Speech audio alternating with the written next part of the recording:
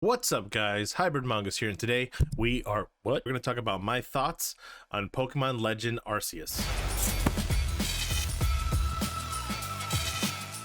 So before we start the video, just a reminder to hit that like button, subscribe if you haven't already. So what can I say about Pokemon Legends Arceus? Finally, Game Freak is putting out something truly different than the cookie cutter story they have been relying on for 20 years. Look, I'm a fan of Pokemon, clearly, but the mainstream games are not only boring, but far too easy, even for kids. This is why I basically stopped playing Sword and Shield. I didn't get any of the expansions, and I closed my wallet to the Pokemon Company. When Arceus was announced, I wasn't too thrilled seeing what looked like animated GIFs of Pokemon, but I could tell it was going to be different than the traditional Pokemon game. Is this game perfect? Far from it. But it actually is very huge steps in the right directions. So the graphics, let's talk about the graphics. I have never seen a game look so ugly and good at the same time. The art style and direction I feel could have been better, more polished. The game runs very smooth though, and I rarely see frames dip below 30 frames per second. So they seem to focus a lot on the actual gameplay. However, we know that Pokemon Company could have done better. Alien Isolation, Dying Light, Doom Eternal are all very demanding graphical games that have been ported to the Switch with great success. So to blame the subpar graphics on the Switch hardware capability is not going to cut it here. Monster Hunter Stories 2 is an example of a very polished game with great graphics, and it did have somewhat open world areas, but definitely not as big as Pokemon Legends Arceus. Also, almost 100% of the game was fully voice acted, and that is something that Game Freak needs to do for their next games. Two things that stand out right away are the texture resolution and the character/Pokemon edges. Little is done to hide these mistakes, and I believe a lot was given up to make the game run smoothly. Edge of Pokemon in motion are very pixelated. You can see it clearly. Textures on clothing look like a blurred mess. Being honest, I expected better from Game Freak. The second I saw the professor and I saw his blurred hat, I immediately was like, what are you doing? Like, come on. Like, Game Freak, this is 2022. Like, how are you putting out a game that looks like I smudged my eyes? Some open world areas look pretty barren, and it makes it feel like something is missing. It looks very empty. There'll be certain areas with Pokemon everywhere and grass and foliage and things like that, but then there are other areas that you can tell that you can get to at higher level, and there's just nothing around. There's just nothing there, it felt kind of weird. Like, shouldn't there be a bush or a stick or a tree or something over here? One thing they got right is the sky. I don't know what they did to the sky, but the sky always looks amazing, especially at nighttime. Some of the visuals at nighttime are absolutely stunning. The sky looks amazing.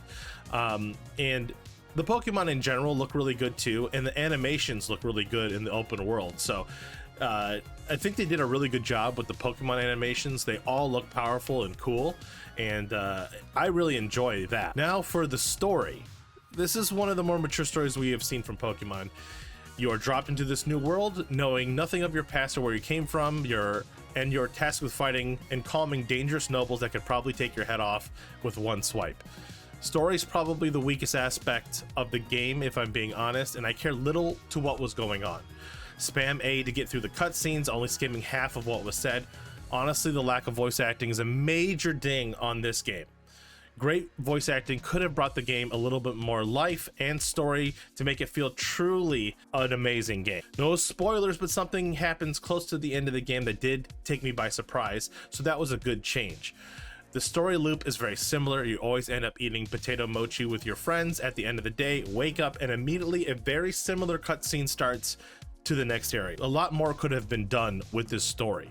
Now, there are some kind of bleak areas towards the end of the game, like I said, that kind of shocked me. So some people may be taken aback and go, this is a Pokemon game? Like, now let's talk about the audio. Now, the audio in this game is honestly amazing. The music is really good, and I really like some of the nighttime tunes. There's a one nighttime tune that I really love. This is one area where Game Freak shines. The sound of getting achievements, the sound of a shiny make spawning in, these are all great things. The sound design is extremely good and almost has an addictive quality to it. You will get the music stuck in your head sometimes, which that is a good sign. Battle sounds and music are amped up, and it does a good job of making your moves feel strong and powerful. Never seems overdone or repetitive. I know in some games the sound can get annoying hearing the same thing over and over again. Somehow this game and achievement sounds are all good and refreshing. I don't know how they do it. I really don't know. Whoever creates the sounds for these Pokemon games, keep doing what you're doing, because I don't know how you can make it sound a certain way a million times. I don't hear it and just go, ugh, you know, I don't like that.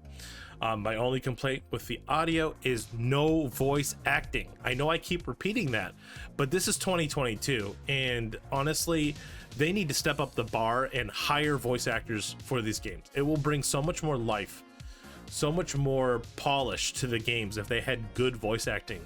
And I know it's another step, it's more money, it's more time and effort, but they need to start doing that, because it's becoming clear that like other games are doing it, like Monster Hunter Stories 2, like I said, and you know, it's just the lack of it just is very noticeable. You're just like, why am I reading all this? This is some of it should have been voice acted. Even 50% of it should have been voice acted.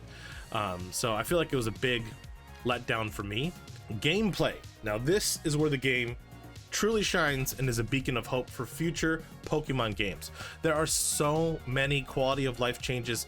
No need for TMs of moves of Pokemon have been changed on the fly. You can change your moves on the fly, no TMs, just go right into the menu and change moves. That's amazing on its own. The crafting system is great, and the items that can be created on the fly. It's a lot better to gather items that you need and make it yourself, so you can actually gather items out in the wild and make your own Pokeballs. You still also have the option to go to the shop and buy Pokeballs, but the option to actually just grind and gather, say you just want to go out and gather, you can do that. You can go out and gather all the items you want and make 200 Pokeballs. You can do that yourself, and you don't have to actually spend a dime, and I do like that. I like that option. I've done both. I've crafted my own, I've bought them when I need them, type of thing. This game takes heavy inspiration from Monster Hunter. I mean, if anybody plays Monster Hunter, you are going to notice these changes like immediately.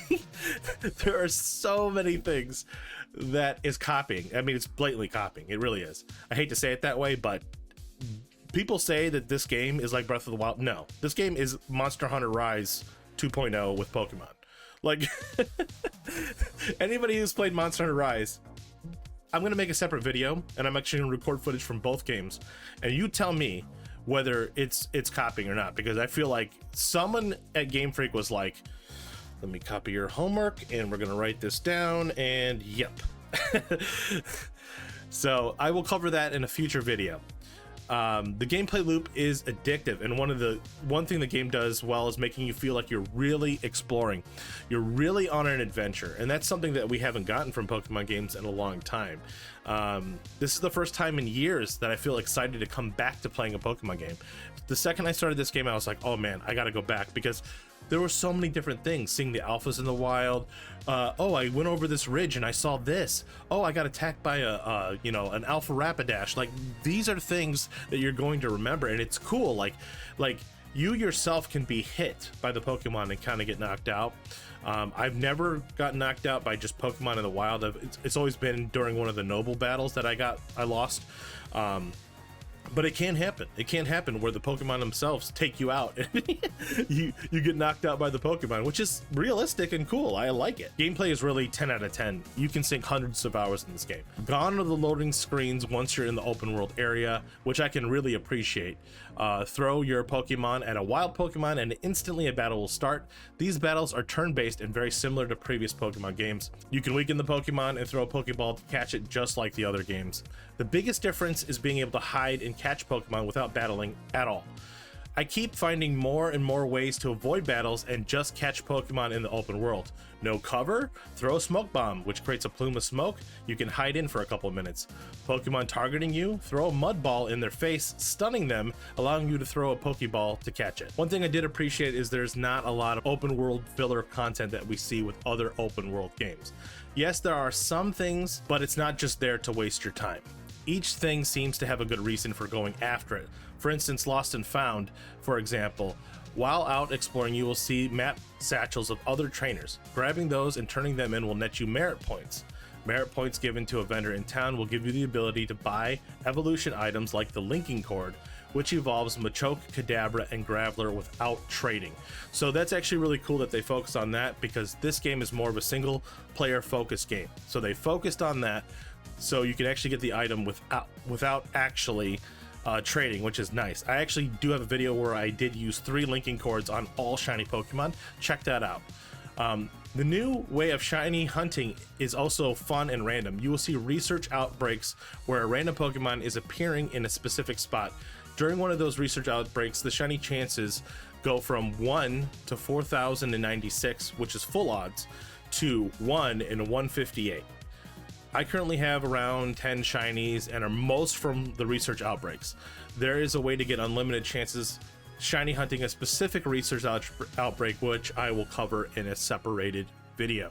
I will cover basically what's going on with, there's a method to actually keep going after a research outbreak, such as like a Scyther. You can just keep doing it over and over and over again. So my final words and my conclusion are Pokemon Legends Arceus has laid the foundation for future games, and I think the old cookie cutter template needs to be thrown in the garbage. They have certainly milked that cash cow for all it is worth. Now, I'm not going to say Game Freak hasn't tried to do things different in the past. We have all seen offshoot Pokemon games, which they have been creating for years. So creativity is there, but the drive to make better games, I feel, was not. My biggest issue is the sheer lack of progression in Pokemon games, and they seem to lean more towards gimmicks and not actually gameplay. Giving us more Pokemon to catch is simply not enough anymore. That's not enough to make us catch them all. It really isn't. The open world crafting, changing moves on the fly, rideable mounts all seem like they need to be included in any future Pokemon games. And I do believe the sales of this game alone will let them know that they made some great moves in the correct direction.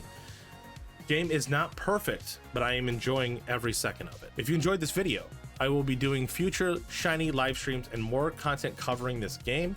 So subscribe, like the video, and I'll see you guys in the next one. Later.